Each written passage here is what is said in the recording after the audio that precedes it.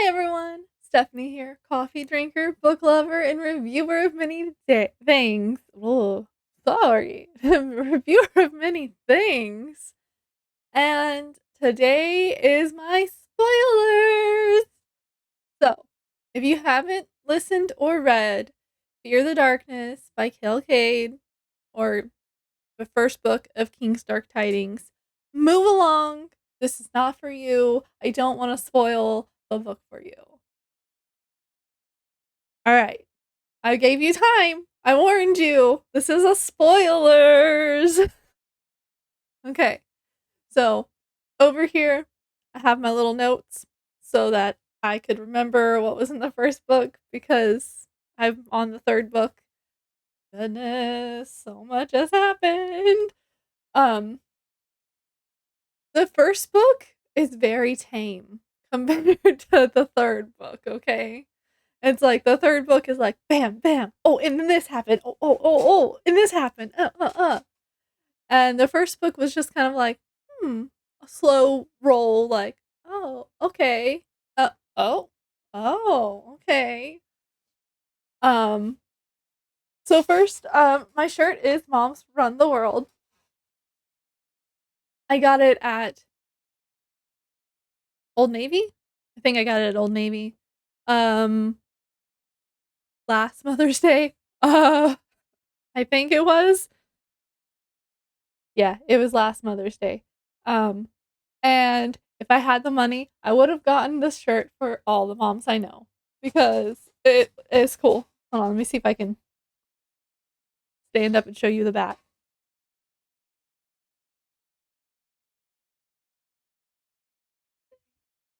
Um, and I don't know if I can, but I painted my nails. Painted them. Focus on my nails. It's not a very good view, but it's got it's Hollow Taco.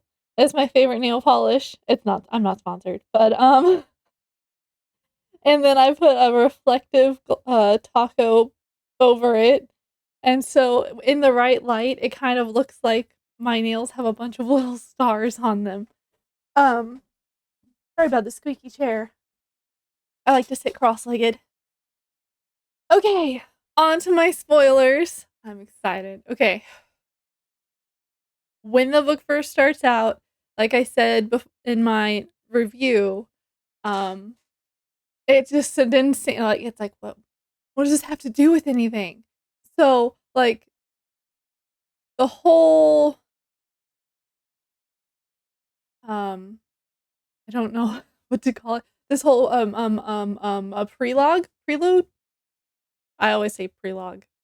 Some people say prelude. Anyway, so the beginning, before the chapter, um, this writer is carrying this baby, and he just got to his destination, or he can see it, and then, like, these people come out and they, like, kill him. I was like, What what are you gonna do with the baby?" Spoiler, Reskin is the baby, I'm pretty sure. Like, it's not said for sure that it's him, but context clues seem to be that this was Reskin as a baby. Anyway, um, that isn't for sure. I'm just gonna say that. I'm just assuming that, uh, yeah, I'm pretty sure that Reskin was the baby from the prelude. And then chapter 1, I'm not gonna go through the whole prelude. That was pretty much just my part that I was like, "You're gonna kill the writer and take the what are you doing with the baby?" I was just, ugh. Okay, so then we have the first chapter, and it's like when we first jump into the first chapter, it's a kid getting his bone broken. I was like, "What are they doing to this kid?" Um, and that's when we learn about his two different masters, people teaching him. Yeah. And one of them I like, and one of them I'm like, I just want to call you some bad names. But you find out later that it's for his own good, kinda. He learns a lot. And then um you go through and you see all of his different trainings and all of that stuff, and they have him kill a person, and that to me I was like, he's like a kid, but they use it as a teaching method. So like whenever this person that he's supposed to kill says something, Reskin turns and he asks the question, what does this mean? And his teachers, if you will, they just they explain what the word means, and they're like, but he did this and this, so this person's gotta die.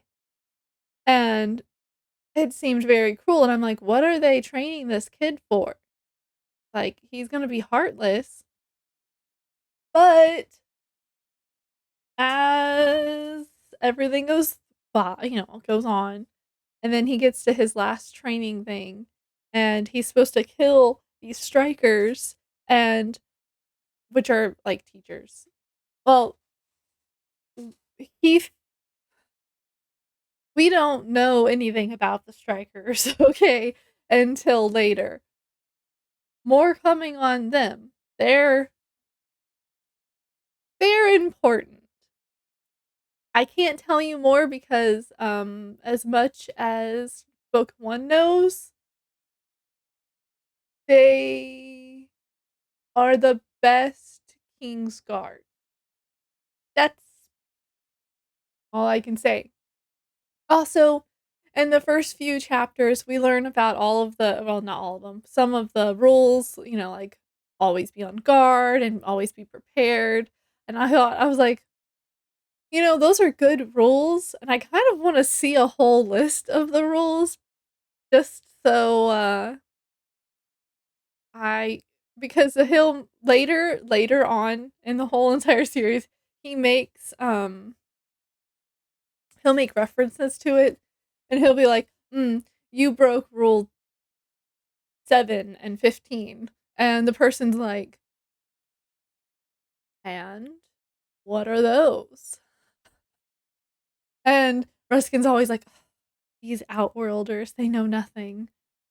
Um, so after he fights all of the strikers that are around him, and it's like 12 against 1. It's a lot. And one of them gets away. And so if you remember in my review, if you are still listening to this and you haven't read the book, like I said, I highly recommend you read the book, even if I spoil things. So he goes to his masters after fighting all of these people, and one of them is like, rule 1 and 2. Excuse me. I'm gonna read it word for word, just so I don't get it wrong. Where did I write it? Um,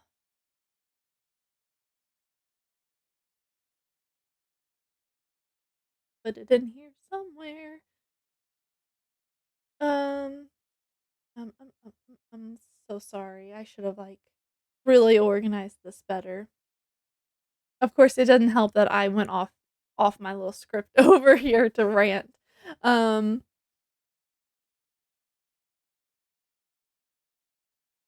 1 and 2.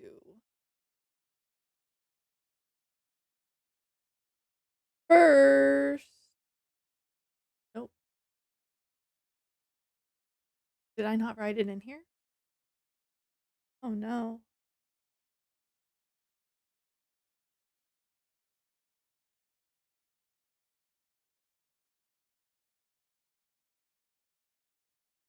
I'm so sorry. I really thought I wrote it down.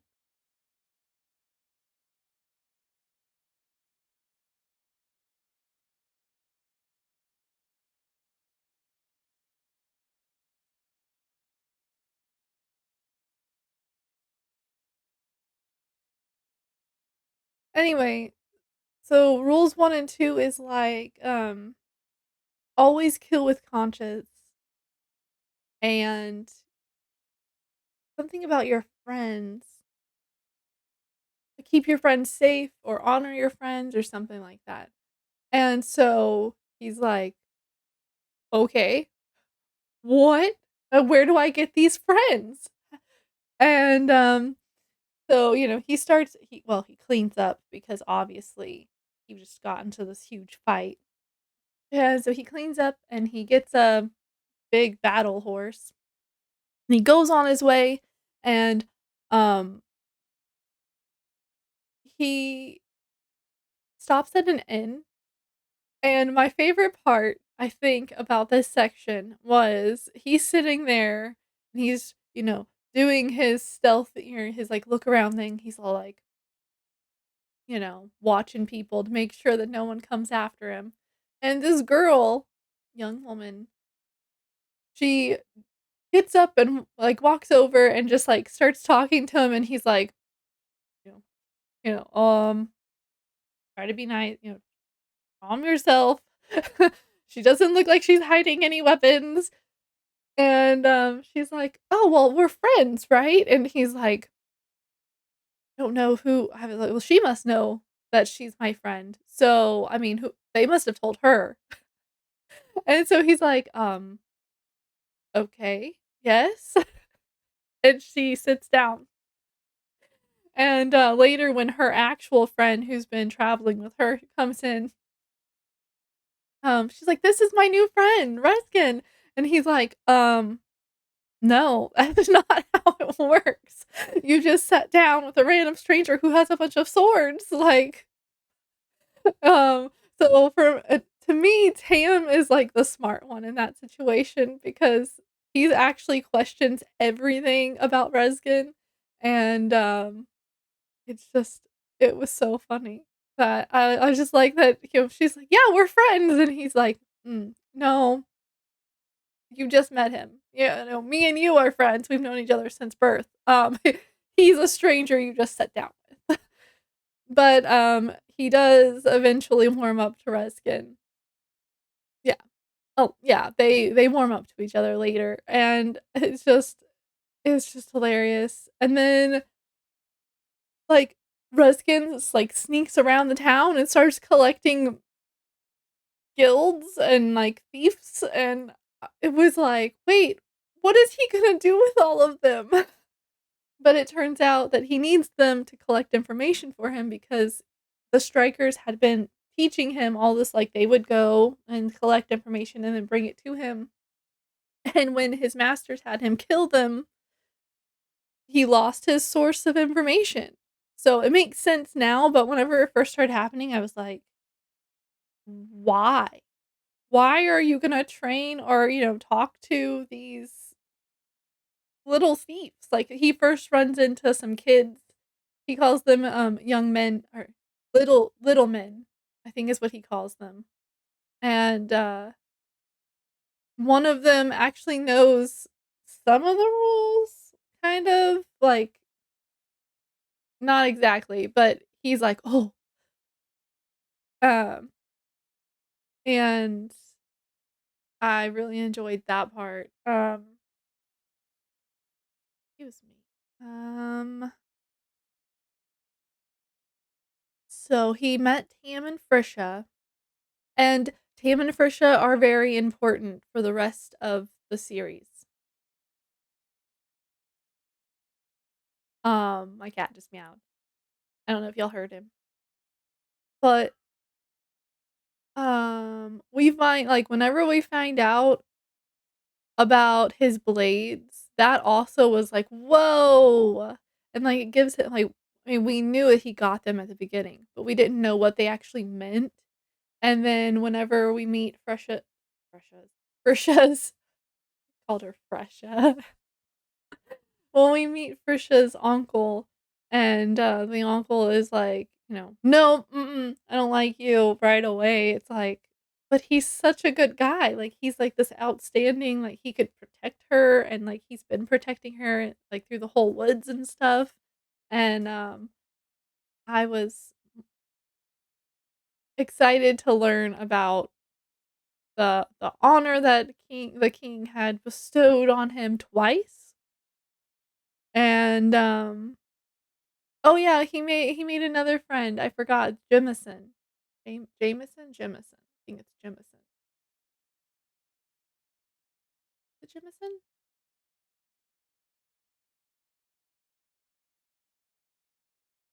Anyway,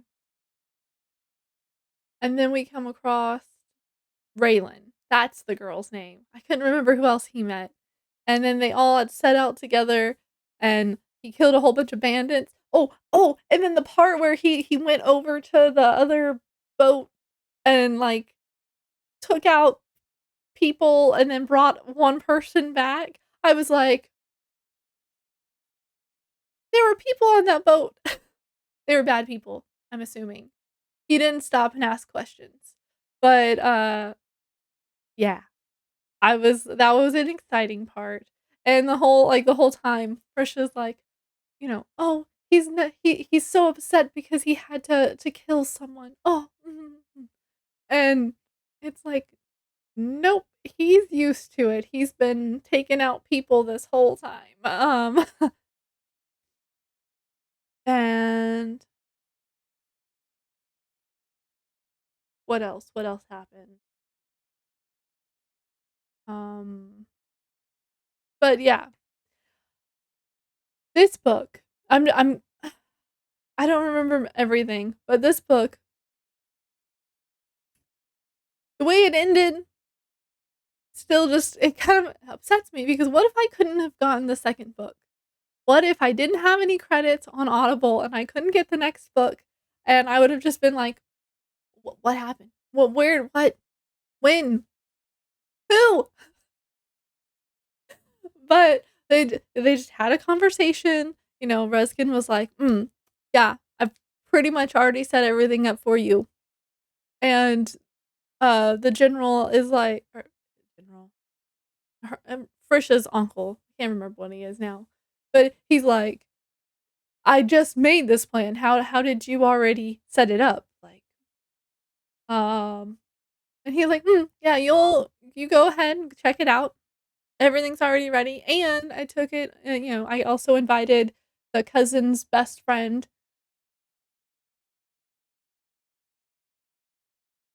I want to tell you so much about the next two books. Oh my gosh. Um, can't because this is a spoiler for just the first book. So much has happened since then. Like I said, the first book, Fear the Darkness, was a slow build up to so much more. And there's some sad parts, and there's some parts, and I really liked this book. I like this series, and in fact, I like this series so much, I haven't chosen any other books to listen to because I just keep like I'm like, "This is the book that I'm gonna listen to." Um, I am also reading Beyond the Wand by Tom Felton. I will be doing a review on that one soon. I'm almost done. I think I have, like, that much more. Um, I don't I don't go by chapters. I go by how the thickness. And, I'm gonna stop there because I'm already pushing 20 minutes, and I know part of that was just me going, I'm gonna try to cut that out because it's a lot of just sitting and doing nothing. Um, this book was good. And if you liked my spoilery shockness, I don't know, my craziness that I have just gone through, like, subscribe, and comment. And let me know what you thought about the book in the comments. I want to know if you've read this book. And I will see y'all next video. Bye.